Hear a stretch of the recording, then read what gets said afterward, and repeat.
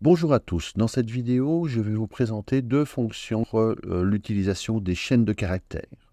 Donc la première fonction, ce sera la fonction majuscule, et la deuxième, la fonction suppression d'espace. A tout de suite. Voilà, dans l'exercice ici que je vous présente, j'ai mis du texte dans la colonne A avec des espaces, beaucoup d'espaces un peu partout, et le but ici c'est d'enlever donc ces espaces. On a ça lorsqu'on récupère par exemple du texte provenant de sites web ou de fichiers PDF. Pour le premier, je vais utiliser la fonction supr-espace.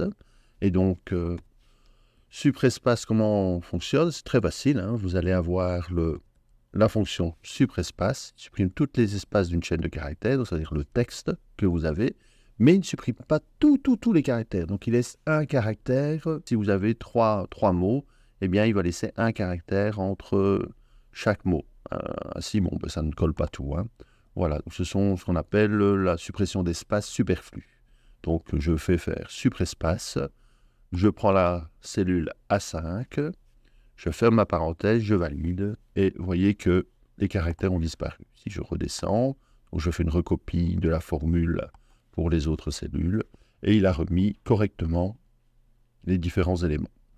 Alors, ensuite, ce que je voudrais, c'est mettre, en plus de la suppression d'espace, mettre les majuscules. Donc, pour tout mettre en majuscule. Donc, si je veux tout mettre en majuscule, alors j'ai deux possibilités. Soit je vais dans supr-espace et je mets majuscule d'abord de A5. Donc, ça va me permettre ainsi de supprimer les espaces puis de tout mettre en majuscule. Vous voyez que donc majuscule, c'est le même principe. Pour majuscule, c'est majuscule et le texte, voilà, entre parenthèses. Donc, je les ai mis l'une en dessous de l'autre. Et donc, qu'est-ce qui va se passer? Si je fais ceci, il me met tout en majuscule directement, d'accord? Ou alors, je peux aller dans l'autre sens. Donc, peu importe le sens où vous allez, hein. Vous pouvez aussi faire dans l'autre sens. Donc, c'est mettre majuscule. Donc, je vais d'abord mettre en majuscule, A5 normalement, et puis après, je fais supr-espace. Donc, qu'est-ce qui se passe ici? Je fais majuscule,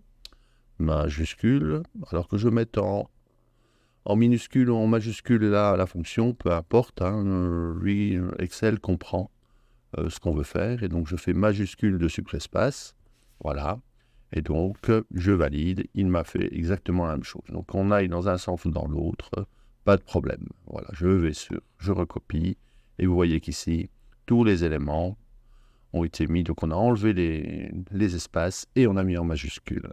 Voilà, c'est tout pour aujourd'hui. À bientôt, bonne journée.